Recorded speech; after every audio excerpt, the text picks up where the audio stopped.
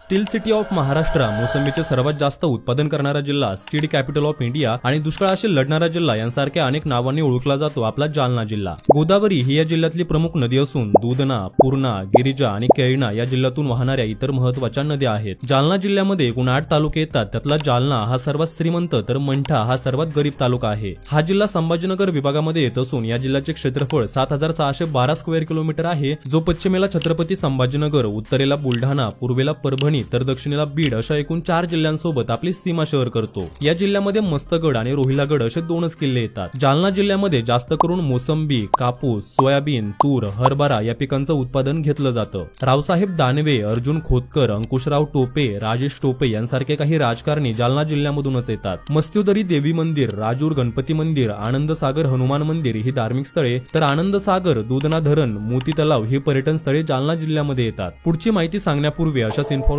व्हिडिओसाठी आपल्या पेजला नक्की फॉलो करा. जालना जिल्ह्यामधील लोक जास्त करून ज्वारीची भाकरी, पिठलं, वांग्याचं भरीत, तुरडाळ आमटी, मिरचीची चटणी यांसारखे खाद्यपदार्थ खातात. जालना जिल्ह्यामध्ये एकूण 22 लाख लोक राहतात. त्यापैकी 77% हिंदू, 14% मुस्लिम, 6% बौद्ध तर 2% इतर धर्माचे लोक राहतात. तर शेअर करा हा व्हिडिओ प्रत्येक जालनाकरांसोबत.